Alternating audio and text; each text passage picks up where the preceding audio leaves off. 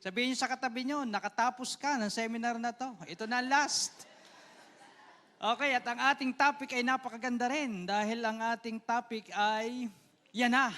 So basahin niya natin, freedom from debt. Hindi sa kamatayan ha, kundi sa utang. Sino ang gustong malaya sa utang? Abay kakaunti. Sino ang gustong malaya sa utang? Sino yung may gustong siya ang nagpapautang? Nabagan. Okay, mas maganda yung nagpapautang ka kaysa ikaw ang nangungutang. Kaya maganda pong pag-aralan natin na ito na sa rest ng ating buhay, tayo walang utang. Wala tayong utang. Kasi meron tatlong uri ng tao Merong, pag tinanong mo, ano ka, may pera o wala? Pag tinanong, yung taong yun, ay may pera yan. Kilala na may pera. Pangalawang tao, walang pera yan. Di ba ganon? Sino yan? Walang pera yan. At may pangatlo din, yung may pera, pero nasa pautangan. Kaya kung may utang ka, magbayad ka naman. Kasi yun ay pera nung hiniraman mo. Hindi yun basta madaling nakita. Kaya kung umutang ka, yung mga naririto na may utang, magbayad ka at ikaw ay lalaya. Freedom from debt. So, tayo na po. Talunan na natin yung mga maraming intro. To be free from debt, let us look at four. Haba niyan. Important details. Number 1, ano ba yung biblical perspective on debt? Ano ba yung tingin ng Diyos sa utang? Pag sinabing, may utang yan. Ano ba ang pagtingin ng Diyos pag sinabing may utang? Sabi sa Deuteronomy 28:12, the Lord will open the heavens, the storehouse of His bounty, to send rain on your land in season, and to bless all the work of your hands. You will lend to many nations, but will borrow from none. Ano ang original plan ng Diyos? Walang utang. Bagkus ikaw pa ang nagle-lend. Ikaw pala yung lender. Ikaw pala ay nagpapautang, hindi ka nangungutang. Bakit? The Lord will open the heavens for you. Kaya yung mga matatanda noon, pag panahon ng Mayo, yung first rain of May, alam nila, nauulan ng Mayo. Kasi in season May season ang paglalagay ng ulan, naglalagay na agad sila ng binhi, at alam nila na iuulan at yung tutubo. Kasi may season rain, pauulanin niya ng Diyos. Pero sabi doon sa Deuteronomy 15, verse 1-3, God commanded His people, at the end of every 7 years, you must cancel debts. Maganda ho bang balita tayo sa may utang? At the end of 7 years, tanong, yung bang isang buwan na umutang ka, na pinagkatiwalaan ka ng iyong kapitbahay o ng iyong kaibigan, mahaba ba yung isang buwan na hindi mo binayaran? Pwede na bang i-cancel yun? Hindi pa, isang buwan Halimbawa, isang taon na hindi mo nabayaran yung utang mo, mahaba na ba yun? Mahaba na yun Yun nga 30 days, pag hindi ka nakabayad sa Meralco, putol. Wala kang, dalas-dalas kang magdali. Bakit yung nung umutang ka, hindi ka nagbabayad? 30 days yun, 7 years. Bakit kaya pinili na ng Diyos, wag mo nang pagbayarin pag 7 years. Mahaba na ho ang 7 years. Yung isang taon na hindi ka nagbayad at hindi ka nagpakita sa pinagkautangan mo, napakahabang panahon na yun. Biro mo, kumari mo, ayaw mo magpangita dahil meron kang utang sa Kanya. So mahaba na yon. Alam ng Diyos ang kapasidad ng isang tao, kaya sabi, i-cancel mo na yan, hindi na yan magbabayad. Mahihirapan ka lang umasa. Para ikay makalaya na rin, sabi ng Diyos, ika-cancel na yan, debts na yan. Wala na, ilista na yan sa tubig. Quits na. Kasi ikaw lang ang mahihirapan dahil sa loob ng 7 years na hindi nakabayad yung tao, talagang hindi magbabayad.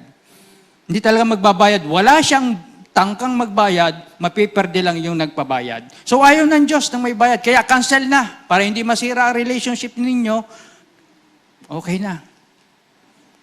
Pastor, 1 milyon ng utang. Patay tayo dyan.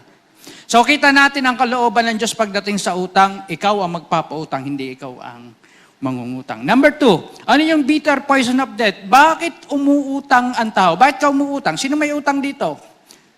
Meron. Okay. Magandang balita yan. Sino nagkautang na sa inyo? Nakautang na dati pa? Lahat tayo naman, nagkautang na tayo nung panahon yan. Bakit merong bitter poison o bakit umuutang ang tao? Kasi many times, hindi mo ito kontrolado, ang pangungutang. Hindi mo talaga inibig. Many times, that is based on circumstances beyond our control. Halimbawa, namatay ang asawang lalaki. Siya nagtatrabaho. O kaya, naghiwalay sila nang hindi napapagkasunduan. Ikaw na may babae.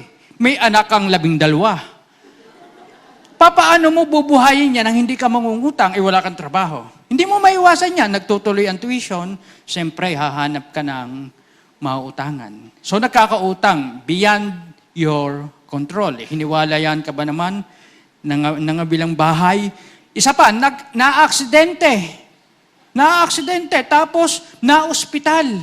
Alam naman nyo ang mga ospital ngayon, pataasan ng bill. Alam nga, hindi ka mangutang, hindi palabasin. Nag-promissory note ka na, ayaw pa rin palabasin. X-ray pa lang ng baga mong nawawala na nga. Ang mahal. So pag nag-ospital ka, hindi mo aasahan, mangungutang ka talaga. Beyond your control. Ano pa? Yung panahon na nayulanda. Tandaan ninyo yon, lahat ng property, lahat ng pinaghirapan ng OFW ay na-wash out. Na-wash out, nawala lahat yung kanilang pinaghirapan. Kotse, bahay, lahat yung kanilang business establishment, kung nakita nyo yung Yolanda, talagang wash out, plain. So yung lahat ng inimpok mong pera doon, naubos biglang-bigla. Buti nakauwi si na pastor nung panahon yun, nandun sila. Kung hindi, wala na sila pastor. Nagbabakasyon yata sila sa Tacloban noon.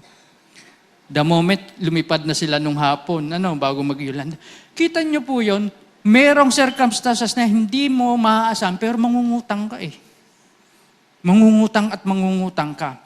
Yun naman panahon na ikaw ay kaganda-ganda ng record mo dahil may sip-sip kang katrabaho, biglang nawalan ka ng trabaho. Nasisante ka, ikaw pa ang breadwinner. So, bumagsak halimbawa ang iyong negosyo. Hindi nag-click dahil puro pyramiding. Puro quadrant, first quadrant, second quadrant, third quadrant. Tanda ba niyo yun nung panahon kanina? Ay, nako, ang hirap ng buhay dyan. Bumagsak. Anong gagawin mo? Ikaw ang inaasahan ng pamilya. Merong dilema na inilagay sa iyong balikat dahil ikaw ang panganay, ikaw magbubuhat niyan. Ikaw ang panganay, nasa iyo, tutulungan mo yung mga kapatid. So, mangungutang ka.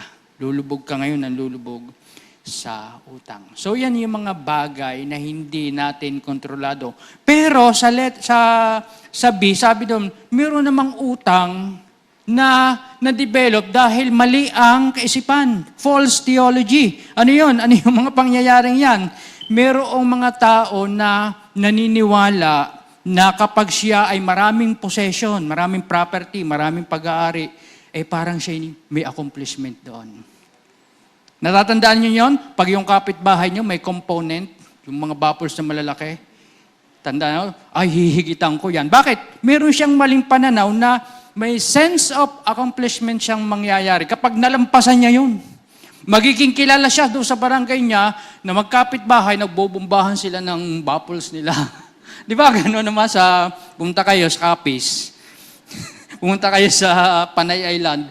Ang lalayo ng kapitbahay pero pakinig mo ang sound system. Bakit? Gano'n ang mentalidad eh. Pag bumili ng TV yung kapitbahay na isa, ay mas malaki ang TV ko dyan. Merong sense na kailangang ma-accomplish yan na pag meron ako nito, pag may Apple o kaya Android, anak, anong gusto mo? Apple o Android? Parang ganun ganun na. May accomplishment ka. Pagpunta mo sa school, kita mo yan, Apple. Samantalang noon, anong gusto mo? Garote o hagupit? Di ba naman?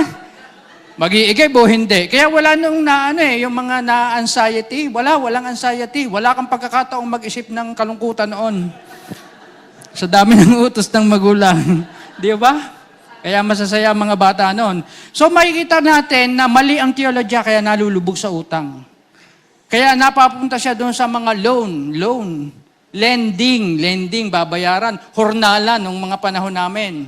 Buti nga noon, may mga hornala ng yang sinatatay pastor, naghuhornala, si Merna. Trabaho ng mga yan, magpahornal ng kumot, magpahornal ng kulambo, punda ng unan, kumot na may drawing na bulaklak na kulay pula. Diyan ho sila nabuhay, yung panahon nila. Pero hornalan yun, ngayon loan na, lending na. Anong ina-accomplish mo? Wala. Lumulubog ka sa utang, pero ang hinuhulugan mo, yung cellphone na meron ka naman, dinagdagan mo lang. Kasi may bagong modelo. So may iwasan yung mga bagay na yan kung alam mo yung pananaw, yung mindset, na dapat hindi ka mangungutang sa mga bagay na ganyan. Kaya ka lumulubog, tayo lumulubog, meron kang loan, ang dami, may pag-ibig ka ng loan, may loan ka na sa SSS, may GSIS pa, mayroon pa sa Bombay, di ba? Tapos alone ka pa. Ay, sad naman. Alone ka na nagbabayad noong loan mo. Eh di ba't nakakalungkot yung mga bagay na sana ay may iwasan mo naman kung tama ang mindset mo. Amen? So number 3, bilis. The burdensome product of debt. Ano ba ang bunga ng pangungutang? May bunga ho yan. At yung bungang yan na talagang hindi masarap kainin. Sa lahat ng bunga, yung bunga ng pangungutang ang hindi magandang kainin. Letter A, debt put someone other than God in the position of being our master. Yan na, dumarating na yun. Sabi sa Proverbs 22 verse 7, sabi doon, the rich rule over the poor and the borrower is servant to the lender. Meron ka ng bagong master other than God. Sino? Yung nagpahiram sa iyo. Pag dumating yan at ikay nagkukwento ng malakas, titigil ka. Wala kang karapatang magkwento kasi nariyan na yung magniningil ng utang. Ang una mong gagawin, tatakbo ka na, tatago ka na. Naalala niyo yung kwento ng nawawala ang paa? Sabi nung dumating yung maniningil, sabi nung anak, sabi doon sa anak, sabihin mo, wala ako. Eh nakatago doon sa kurtina, hanggang dito, yung taguan ng unan at saka ng mga kumot, nung kanina, sabi, nariyan hanggang yung ina, ay wala po, dahil sisingilin. Ay silip nung dahil naman yung mga kawayan naman ang silip. Ay sasabihin mo sa iyong ina, idadali ng paa pag umalis. Ay kita ba't nagsisinungaling? Dahil may utang, nagtatago. Bakit? The rich rule over the poor. And the borrower is servant to the leader. Sa halip na sa Diyos na lang may takot, pati doon may takot na rin. Sa halip na makapagbigay ka kay Lord, sasabihin mo, ibibigay ko na lang ari sa utang ko. So nako-compromise na. Sinasabi niya na, I can't afford to. Hindi ko kayang makapagbigay na sa Panginoon. Meron akong utang na binabayaran. Naku, yun na nakakalungkot. Di ba, nakakalungkot yun? So God wants us to be free from the shackles of debt. Sabi mo sa katabi mo, gusto ka ng Diyos na palayain. Gusto ba natin na lumaya kung may utang man tayo? Dito, makikita natin. Sabi doon, letter B, debt can undermine our witness. Sabi sa Luke 16 verse 11, if you have not been trustworthy in handling worldly wealth, who will trust you with true riches? Sabi doon, our witness can be undermined by how we handle our finances. If we don't pay our debts, that causes those who gave us that money in good faith to question our faith and our commitment to God. Kala ko ba Kristiyano ka? Kala ko ba Kristiyano yun? Nasisira na ang testimony. Pinuutang ko. Kabait-bait ng lumapit. Pero nung sinisingil, parang asong bangaw. Ang tapang. Tapos nasisira na yung testimony. Tama ho ba?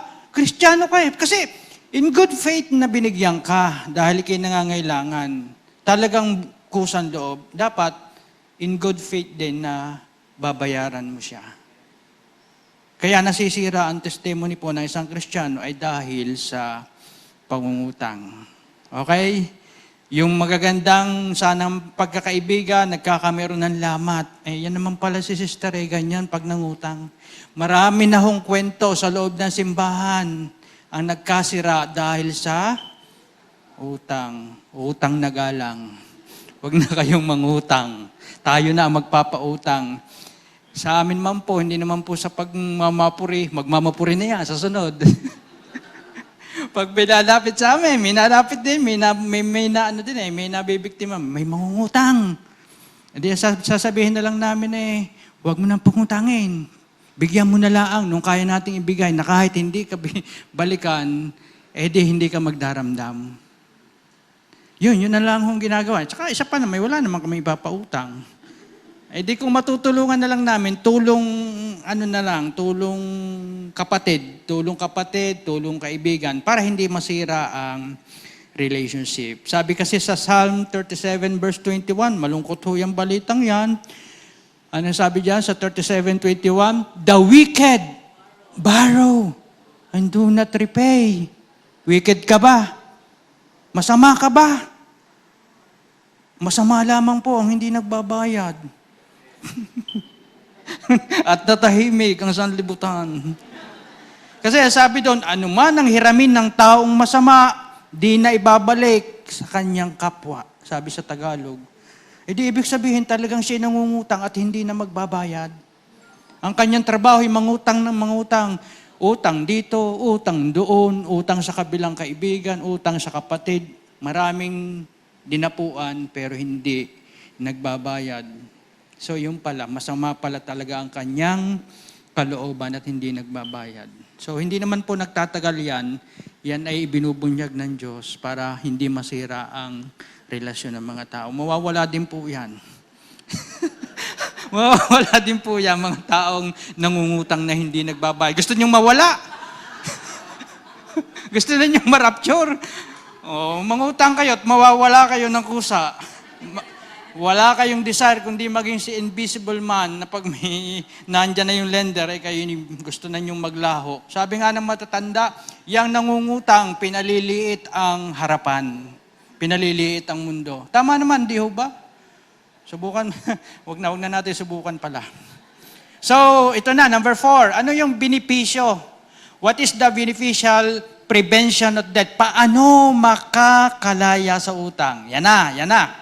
Letter A, we need to take stock or evaluate the riches God has already given us. Bilangin mo yung kung anong meron ka. Bilangin mo kung ano yung naibigay na sa'yo ng Diyos. Kasi baka sabi nga kanina, ang ikinukumpara mo, yung wala sa iyo At nakikita mo sa iba, tingnan mo kung ano yung nasa sa iyo. Kasi karamihan sa mga tao ngayon nagkakautang kasi hindi sila satisfied doon kung ano yung meron na sila. At ang tinitingnan nila yung kung ano yung merong kapitbahay. They need more and more new things and possessions to feel fulfilled. Nakakita lang ng bagong sapatos doon sa dumating, galing Tate. Gagayanin kahit wala namang budget para doon, wala namang perang nakalaan para doon, bibili. Bibili ng paboritong sapatos. Anong paboritong sapatos? Grosby. Bibili ng bagong pantalon, Gabardine. Bibili na. Alam niyo ang Gabardine? Hindi alam ng mga bata. Tapos tayo yan. Bibili ng bagong cellphone kahit hindi pa naluluma yung kahit ang battery hindi pa pumapaga. Nakita ko, inabot ko si Pastor yung kanyang cellphone, yung detached, Nagte-text siya meron pa ba kayo, Pastor, na gano'n? Meron pa. Hindi hinahabol yung uso. Kasi pag hinabol ang uso, hahaba ang uso. Hindi mo na maaabot ang dami ng bago. Di ba? Hindi tayo pwedeng gano'n na wala namang budget para doon, pero tayo ay naghahangad ng mga bagay na ganyan. Letter B, we must become good stewards of the money God has already given us. Kung ano yung perang ipinagkakatiwala sa iyo, dapat maging mabuti tayong katiwala, hindi katiwaldas. Pagkakatanggap ng pera ay alam lamang ay ang gumastas. Bagamat ang money And the power of money is how you are going to spend it. Pero tama ba yung paggastos mo nito? O hindi? Yung bagang sasabihin mo na lang na dumaan sa kaliwang palad, lumabas sa kanang palad. Parang walang nangyari. Payout agad. Ubos. Walang isinuksok. Walang madurukot. Kasi pag may isinuksok, may mandurukot. Di ba? Eh kami nagbubutas ng kawayan ng aming dingding, tapos doon kami naglalagay ng ng mga barya-barya. Natututunang mag-invest bata pa lang. May mga piggy bank. Ngayon walang mga ganyan-ganyan. Wala. Kung paano tatanggap ng hihingi ng pera mga bata, alam na rin kung paano gagastusin at uubusin. Walang tira-tira. Walang subi-subi. Wala talagang commitment para makapag-impok ng kaunti. So, tingnan natin yung simple steps to get out of debt. Simple lang po ito. Ano itong mga simple-simpleng hakbang na ito para makaalis ka na. O makaalis na tayo sa pagkakautang at dito tayo magkautang. Number 1, commit yourself to removing debt from your life. Gusto mo na ba talagang dumayas, maghiwalay kayo ng utang na yan? I-commit mo na ang sarili mo. Sabihin mo, ayaw ko nang magkautang. Ayaw ko na sa utang. Hiwalay na tayo. Do not accept debt as normal.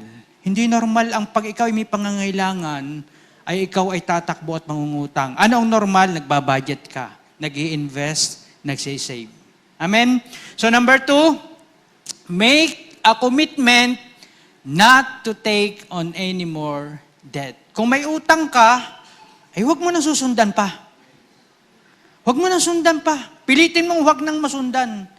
At pilitin mo nang mabayaran to para ikaw ay makalaya na sa utang. Number 3, set a reasonable time frame to retire your debt. Sa Bible, ilang taon bago ka mag-retire ng debts? 7 years. Sabi doon, cancel na. Sa Lord, ayaw na niya ng mahabang usapan. Malaya na kayo. Ikaw, ilang taon mo gusto pang may utang? So iset mo, iyo yan. Kung gusto mo makabayad talaga, mag-set ka. Kumare, ikaw muna. Halimbawa, ang inutangan mo ay 100. 100 kumare mo. Ang dami niyan, Unahin mo si kumare. Isang kumare. Set ka. Sa loob ng 1 buwan, meron akong 5 mababayaran. Kasi meron taong maraming utang, ang ginagawa, mangungutang ulit, tapos ipapasok doon. May kilala ho akong ganon, may utang na siya, lubog siya sa utang Ang ginagawa niya, hihiram uli siya ng hihiram para may maipasak naman siya doon sa kabilang pagpapasahan. So, matatapos ba ang kanyang buhay sa paglaya, sa pag-utang? Ay sigurado, kahit mabuhay siya ng 70 taon, 70 taon siyang may utang, na parang siya sinasakal, hindi siya makahinga ng maluag. Mahirap ho ang may utang. Mahirap ang may utang. Talaga yan. Mahirap. Hindi ho madali ang may utang. Ang Diyos nga, sabi doon, yaan mo na. Mamamatay ka dyan kapag hindi mo kinansel ang utang niyan. Kasi umaasa ka sa isang bagay na hindi mo naman mababayaran. Hindi na mababayaran. Ano yan? Number 4, adjust your lifestyle to meet your objectives. Aba, di bawas-bawasan na yung kanina may mga wants. O di bawas-bawasan muna dahil ikaw na may utang. Pag ikay mag-wants na lang, pag wala kang utang. Pero habang may isipin mo naman, ikaw ay naka-milk tea. Yung nagpautang sa iyo, 10 na tsaang iniinom dahil walang maibili ng milk tea. Di ba't kakahiya naman yun? Kapalmoks mo naman. Naka-milk tea ka, naka-Starbucks ka, bago yung nagtsatsaga sa mga oregano. Hallelujah! Napakasakit na katotohanan po niyan. Kaya, pag ang TV, bukas pa, patay na. Kung makakatipid din lamang, ito ay mga simple steps lang na pwede ho natin. Yung mga ilaw na hindi ginagamit, para makatipid sa bill at makabayad ng utang, di patayin na. Lahat ipatay na sa loob ng bahay. Kung anong pwede niyong patayin. Di ba? Number 5, begin to pay debts. of small ones first. Yan. Kung sino ay yung may pinakamababang, bakit to? Kasi pag nakabayad ka, may sense of fulfillment ka. May sense of accomplishment ka na, wow, nabayaran ko. Magkano kang utang noon? 150. O, di ba? 150 pesos lang. O, di, sa susunod naman, palaki ng palaki hanggang sa mabawasan, makalaya sa utang. Number 6, lay hold of the tools God has given us to deal with life. Mahalaga po ito. Ano ba yung tools na ibinigay ng Diyos sa atin kung sakali mang may mga circumstances na hindi maiiwasan at tinetempt ka na mangutang? E di number 1, manalangin ka. Be faithful in prayer. Bakit? Sabi doon sa James 4:2, you want something, but you don't get it. Bakit? Hindi ka nananalangin sa Diyos hindi ka humihingi hindi naman madamot ang Diyos. May nabalita na ba kayong nagdamot ang Diyos? Wala, hindi. Binigay nga ng kanyang bugtong na anak kasi kaya hindi ka nagkakameron dahil hindi ka humihingi sa Diyos. Letter B, be faithful in your giving. Sabi doon sa 2 Korinto 9:6-7, tandaan ninyo ito, ang nagtatanim ng kakaunti ay aani din naman, kaya lang kakaunti. At ang nagtatanim naman ng marami ay aani ng marami. Ang bawat isa ay dapat magbigay ayon sa sariling pasya, maluwag sa paghinga at di napipilitan lamang, sapagkat iniibig ng Diyos ang kusang nagbibigay ng may kagalakan. Pera ba yan? Talents ba yan? Gifts ba yan? Ibibigay mo? Oo, bigay mo. Bigay mo ng madaming-madami at madami ka rin aanihin. Kasi gano'n naman talaga pag ang tinanim mo naman sa isang palayan na isang buti lang ng palay, ano ka na mga anihin mo doon? Aasa ka doon ng mga isang kaban? Isang buti lang ng palay ang tinanim mo, di damihan mo nga dadami ang iyong ani. Letter C, be faithful in the church. Alam niyo, napakahalaga ho nito na ikaw ay maging tapat sa pag-attend, sa pag-fellowship, sapagkat once na ikay may problema, agad-agad may mananalangin sa iyo. May self-servants na makikinig sa iyo. Kapatid, may problema kami. Yung aking asawang unbeliever na ospital, 50-50. Anong gagawin natin? Manalangin tayo. Sino magpapayo sa iyo ng tama kung wala kang church na kinaaniban? Sino agad ang mananalangin? Sino agad ang magbibigay sa iyo ng comfort? Sino agad ang magbibigay sa iyo ng lakas ng loob kung sakali man na meron kang problemang ganyan? Di ba? Churchmate mo din. Di ba? Churchmate din natin yung mga servant leaders din ang agad-agad ay tutugon sa iyong mga pangangailan. Kaya kailangan nating maging faithful sa church. The church is here to help you out as best they can.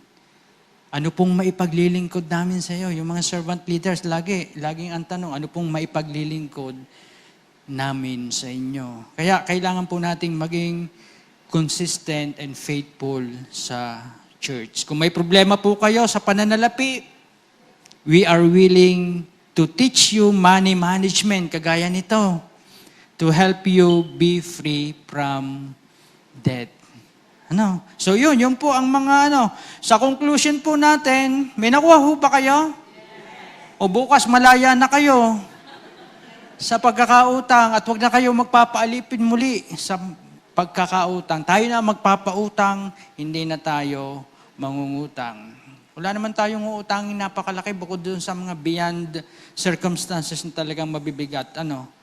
Pero yung ikaw ay bibili lang ng cellphone, maglo-loan ka pa. Yung bibili ka lang halimbawa ng mga necessity mo na hindi naman talagang kailangan, pag-isip-isipan po natin ng malaking bagay. Conclusion, meron daw pong isang tax assessor na nagpunta sa isang bahay ng Kristiyano. Ito po ay isang sabi ng tax assessor, ano ba ang iyong mga property, asset? Kasi kailangan mong magbayad ng buwis. Kailangan ma-assess namin ang babayaran mo para may income naman ng gobyerno sa iyo. Itong isang Kristiyanong mananampalatayang ito, sabi na, ako'y mayaman. Mayamang mayaman ako. Ano ho nga ho, inyong sabihin at aking i-assess. Ganon ang trabaho ng mga tax assessor eh. Ako'y merong buhay na walang hanggan. Oh, sabi niya, meron akong buhay na walang hanggan. Gano'n kahaba yun walang hanggan. Meron kasing buhay na napapatid, may buhay na mahina, may buhay na titigok-tigok, malapit na mabuhay. Ang aking buhay na walang hanggan. Sabi doon, ano pa ho meron kayo? Meron akong mansion sa langit. Talagang mayaman ho. Kaya sabi doon, I have mansion in heaven. Sabi doon, totoo yun. Hanggang ngayon na, under construction pa Sa tindi ng ganda at saka ng details na ginagawa, noong bahay na mansion ay talagang incomparable. At hindi mo kayang liripin ang iyong isipan. Meron akong mansion. Meron din akong kapayapaan na hindi kailangan ng mga gamot na tranquility drugs. Meron akong peace that passes all understanding, sabi noon. Meron din akong kagalakan na hindi naman loko, kundi unspeakable joy. Meron din akong divine love na hindi pumapalya. Hindi ba't kayamanan niya? Sabi ng assessor, ayun nga. Ano pa? Meron akong crown of life. Sabi ng assessor ay talagang ikay mayaman. Kaya lamang, hindi kita kayang buwisan. Walang buwis na pwedeng magbuwis sa iyo kasi lahat yan ay nasa langit. Umalis yung assessor, failure para bigyan siya ng buwis. Meron ka talagang kayamanan na nasa langit. So Hebrews 13:5, keep your lives free from the love of money and be content with what you have. Ano ho ba yung nasa sa atin na? Be content with what we have. For God has said, never will I leave you, never will I forsake you. Take away po. Natin take away. Sabay-sabay nga po natin basahin. Masarap mabuhay ng walang utang at yung alam mong may naiimpukang kayamanan sa langit. Amen? Pwede ba natin palakpakan ng Panginoon? Okay. Sa pagtatapos natin, pwede tayong mag-5 minutong group discussion. Discuss natin kung anong plano ninyo. Ano ang hakbang na pwedeng gawin ng isang tao upang makabayad siya sa kanyang pagkakautang. At number 2, ano ang mga gagawin natin upang maiwasan na ang pangungutang. Sige, 5 minuto lang po yan bago tayo mag-closing.